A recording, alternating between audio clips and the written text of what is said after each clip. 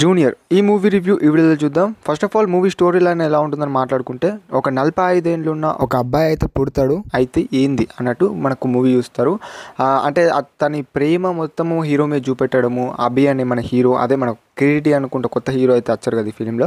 So తన మీద ప్రేమ చూపెట్టడము. తనేమో ఒక 4 ఇయర్స్ కాలేజ్లో మెమరీస్ని క్రియేట్ చేసుకుందాము, కాలేజ్లో ఆ ఇన్ఫ్రాస్ట్రక్చర్ అదంతా మనము చూసుకుందాము, కొంచెం మన డాడీకి దూరంగా ఉంటాము, ఈ ప్రేమ నాకు తట్టుకోలేకపోతున్నా అనే ఒక మెంటాలిటీతోనే తన కాలేజీలోకి అయితే వెళ్తాడని చెప్పుకోవచ్చు. అక్కడ నుంచి స్టోరీ అనేది బిగిన్స్ అని చెప్పుకోవచ్చు. మెయిన్గా చెప్పుకోవాలంటే మరి ఇక్కడ నాన్న తప్ప, ఇక్కడ కొడుకు తప్ప, మరి అసలుకి ఏంది అనే స్టోరీ మీరు ఫిలిం చూసి తెలుసుకోండి అని చెప్తాను.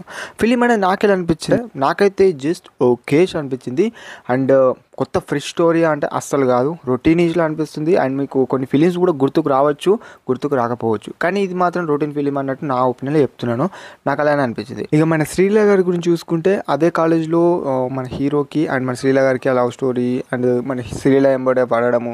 మన శ్రీలీల గారి క్యారెక్టర్ చూసుకుంటే చాలా టాలెంటెడ్ టైప్లో, అంటే చదువు పైన ఇంట్రెస్ట్, అలాంటి సీన్స్ అయితే చూపెట్టారని చెప్పుకోవచ్చు.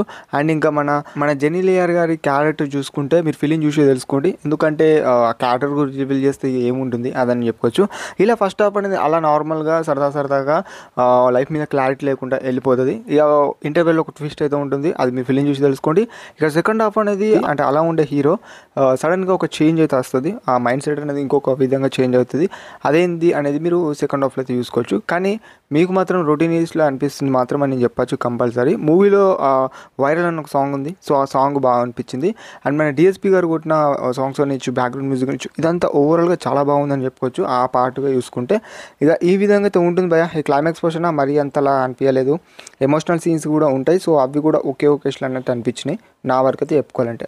అండ్ ఇలా అయితే ఉంటుంది జూనియర్ అనే మూవీ. అండ్ ఈ వీడియో కనుక మీకు నచ్చినట్టయితే మన ఛానల్ని సపోర్ట్ చేయండి. అండ్ చూడాలనుకుంటే వన్ టైం వాచబుల్ ఫిలిం అని చెప్పచ్చు. అండ్ కొత్త హీరో మరి ఎలా ఉంటుంది అనే ఊహ పెట్టుకోకుండా తన క్యారెక్టర్ చాలా బాగా చేస్తారని చెప్పుకోవచ్చు.